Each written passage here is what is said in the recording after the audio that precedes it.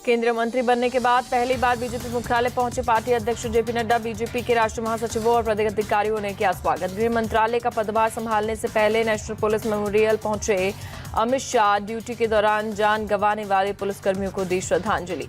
South block जाकर S Jaishankar ने विदेश मंत्री का कार्यभार संभाला। सुबह 8 बजे ही पहुंच गए थे एस जयशंकर। पदभार संभालने के बाद बोले विदेश मंत्री डॉक्टर एस जयशंकर, फिर से विदेश मंत्रालय की जिम्मेदारी मिलना बेहद सम्मान की बात। पिछले कार्यकाल में मंत्रालय ने किया शानदार प्रदर्शन। एस जयशंकर ने G20 की अध्यक्षता को बताया बड़ी उपलब्धि। कोविड काल में वैक्सीन मैत्री आपूर्ति का भी किया जिक्र। ऑपरेशन गंगा और ऑपरेशन कावेरी अभियानों को भी बताया महत्वपूर्ण। अश्विनी वैष्णव ने रेल मंत्री के रूप में अपना कार्यभार संभाला। लगातार दूसरी बार मिली रेलवे की जिम्मेदारी। पदभार संभालने के बाद बोले अश्विनी वैष्णव, प्रधानमंत्री के नेतृत्व में पिछले 10 वर्षों में रेलवे में बड़ा सुधार हुआ। रेलवे हमारे देश की अर्थव्यवस्था की मजबूत रीढ़ की हड्डी। रेल मंत्री के बाद अश्विनी वैष्णव ने सूचना एवं प्रसारण मंत्रालय का भी कार्यभार संभाला। सूचना एवं प्रसारण मंत्रालय भी देने पर पीएम मोदी के प्रति जताया आभार। सर्बानंद सोनोवाल ने बंदरगाह, जहाजरानी और जलमार्ग मंत्री का कार्यभार संभाला। लगातार दूसरी बार मिला जहाजरानी मंत्री का जिम्मा। मनोहर लाल खट्टर ने केंद्रीय ऊर्जा मंत्री का पदभार ग्रहण किया। शहरी विकास मंत्रालय भी खट्टर के पास। केंद्रीय मंत्री भूपेंद्र यादव ने पर्यावरण, वन और जलवायु परिवर्तन मंत्री का कार्यभार संभाला। लगातार दूसरी बार मिला दायित्व। पदभार ग्रहण करने के बाद भूपेंद्र यादव ने पीएम मोदी के प्रति जताया आभार। कहा फिर से पर्यावरण मंत्रालय की जिम्मेदारी मिलने पर आभार। केंद्रीय राज्य मंत्री कीर्तिवर्धन सिंह ने संभाला कार्यभार। पर्यावरण, वन और जलवायु परिवर्तन की मिली जिम्मेदारी। गिरिराज सिंह ने कपड़ा मंत्री का पदभार संभाला।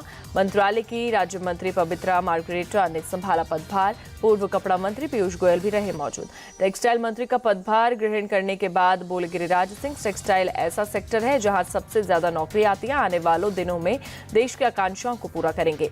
मंत्रालय पहुंचकर चिराग पासवान ने संभाला कार्यभार। मां रीना पासवान भी रही साथ। मोदी सरकार 3.0 में खाद्य प्रसंस्करण मंत्री बनाए गए चिराग। प्रधानमंत्री ने जो जिम्मेदारी दी है उसे ईमानदारी से निभाने के संकल्प के साथ यहां आया हूं। पदभार संभालने के बाद बोले चिराग पासवान, आने वाला समय फूड प्रोसेसिंग का ही है। आरएलडी चीफ जयंत चौधरी ने भी संभाला मंत्री पद। कौशल विकास और उद्यमिता मंत्रालय के राज्य मंत्री स्वतंत्र प्रभार बनाए गए जयंत। किरेन रिजिजू ने संसदीय कार्य मंत्री का पदभार ग्रहण किया। प्रहलाद जोशी और अर्जुन राम मेघवाल भी रहे मौजूद। अर्जुन राम मेघवाल ने मंत्रालय पहुंचकर संभाला कानून मंत्री का कार्यभार। पिछली सरकार में भी मेघवाल के पास था कानून मंत्रालय। सुरेश गोपी ने पेट्रोलियम और प्राकृतिक गैस मंत्रालय के राज्य मंत्री का पदभार संभाला। केंद्रीय मंत्री हरदीप सिंह पुरी भी मौजूद रहे। पदभार संभालने के बाद बोले सुरेश गोपी, मुझे इस मंत्रालय की उम्मीद नहीं थी, यह एक बहुत बड़ी जिम्मेदारी। सुरेश गोपी ने पर्यटन मंत्रालय के राज्य मंत्री का भी संभाला कार्यभार। पेट्रोलियम मंत्रालय के भी राज्य मंत्री है गोपी।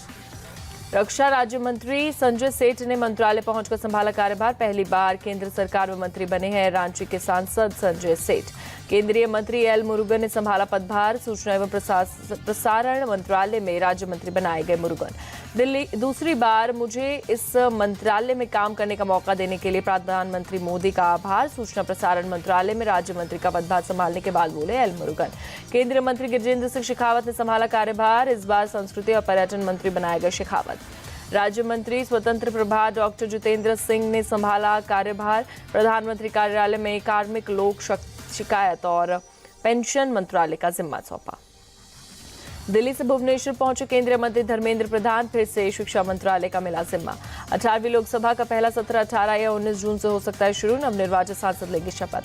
मोदी कैबिनेट में जगह नहीं मिलने पर शिवसेना सांसद श्रीरंग बारने ने जताई नाराजगी। कहा 7 सांसद होने के बावजूद सिर्फ एक राज्य मंत्री स्वतंत्र प्रभार क्यों मिला। सीएम एकनाथ शिंदे के बेटे श्रीकांत शिंदे ने श्रीरंग बारने के बयान पर पल्ला झाड़ा। कहा शिवसेना ने पीएम मोदी को बिना शर्त समर्थन दिया। विभागों के बंटवारे पर तेजस्वी यादव के बयान पर गिरिराज सिंह का पलटवार। कहा 17 महीने तक वो 5 विभाग लेकर भी झुंझुना ही बजाते रहे, इसलिए जनता ने उन्हें झुंझुना थमा दिया। राहुल गांधी, प्रियंका और सोनिया गांधी का आज रायबरेली दौरा। जनता का जताएंगे आभार। यूपी में कांग्रेस आज से 15 जून तक निकालेगी धन्यवाद यात्रा। सभी 403 विधानसभा सीट पर जनता के बीच पहुंचाएगी राहुल और प्रियंका गांधी का संदेश। ओडिशा में सीएम के चयन के लिए आज शाम 4:30 बजे बीजेपी विधायक दल की बैठक। राजनाथ सिंह और भूपेंद्र यादव रहेंगे मौजूद। विजयवाड़ा में जनसेना विधायक दल के नेता चुने गए पवन कल्याण। मंगलगिरी स्थित पार्टी मुख्यालय में विधायक दल की बैठक में चयन। लोकसभा चुनाव के बाद हरियाणा में कांग्रेस ने आम आदमी पार्टी के साथ गठबंधन तोड़ा। दीपेंद्र हुड्डा का ऐलान, कांग्रेस अकेले ही हरियाणा में चुनाव लड़ेगी। दिल्ली के सिंचाई मंत्री सौरभ भारद्वाज ने यमुना नदी से गाद निकालने का कार्य का निरीक्षण किया। विभाग के अधिकारी भी रहे मौजूद। पटना में लालू यादव ने केक काटकर मनाया 77वां जन्मदिन। आवास के बाहर समर्थकों ने मनाया जश्न। आरएसएस सरसंघचालक मोहन भागवत का केंद्र सरकार को बड़ा संदेश, मणिपुर साल भर से देख रहा है शांति की राह, प्राथमिकता से करना चाहिए विचार। नागपुर में एक समारोह के दौरान मोहन भागवत ने सरकार को दी नसीहत, कहा जो काम करे लेकिन अहंकार न पाले वही सही सेवा। मणिपुर पर मोहन भागवत के बयान के सुप्रिया सुले ने किया स्वागत, कहा सभी दल एक अच्छी समिति बनाकर मणिपुर को विश्वास दिलाए। बिहार के पूर्णिया से नवनिर्वाचित सांसद पप्पू यादव के खिलाफ केस दर्ज। एक व्यवसायी ने 1 करोड़ रुपए जबरन वसूली की कोशिश का दर्ज कराया केस। तिरुचिरापल्ली अंतर्राष्ट्रीय हवाई अड्डे का नया एकीकृत टर्मिनल आज से शुरू हुआ। चेन्नई से आए पहले इंडिगो विमान को दी गई वाटर कैनन की सलामी। छत्तीसगढ़ के बलौदा बाजार में भड़की हिंसा के बाद जायजा लेने के लिए पहुंचे deputy CM Vijay Sharma, collectorate के साथ शहर का भी किया मुआयना।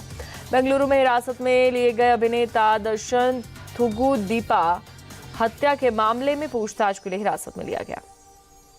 दिल्ली के चाणक्यपुरी में टैंकर के आते ही पानी के लिए मची अफरा तफरी। इलाके में कई दिनों से जंग संकट जारी।